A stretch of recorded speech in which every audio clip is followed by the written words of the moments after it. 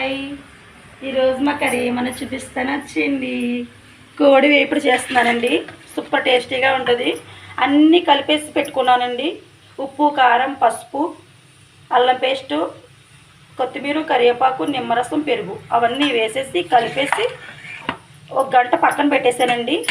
చికెన్ని ఇలాగా ఉల్లిపాయలండి, ఉల్లిపాయలు, పచ్చిమిర్చి, బిర్యానీ ఆకు, లాగా మొగ్గలు, అలా ఒక చెక్క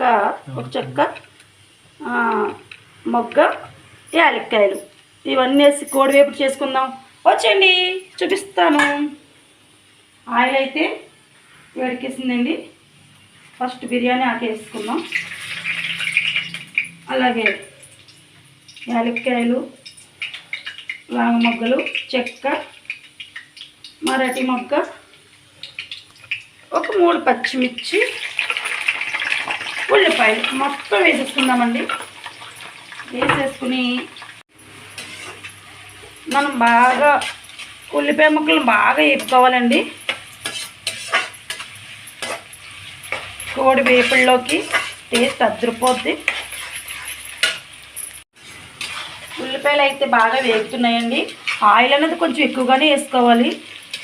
నాన్ వెజ్ ఏదైనా సరే ఆయిల్ ఎక్కువగానే పడుతుందండి. నేనైతే ఎక్కువగానే వేసాను. చూడండి, చికెను బాగా నానిందండి. ఒక గంట అయితే బాగా నానబెట్టేసాను. మంచి బాగా ఎర్రగా వేగినాయి. మనం కలిపి పెట్టుకున్న చికెన్ అయితే వేసేద్దాం. అన్నీ ఇందులోనే వేసేసామండి. కలిపి పెట్టేసుకున్నాక ఇందులో ఏమి వేయవలసిన అవసరం లేదు. ఉల్లిపాయల్లో మనం అన్నీ ఆల్రెడీ కలిపేసి పెట్టేసుకున్నాము. మనం చక్కగా బాగా కలుపుకోవాలండి. కోడి వేపుడు అదిరిపోద్ది. టేస్ట్ సూపర్గా ఉంటుందండి. బాగా కలుపుకోవాలి.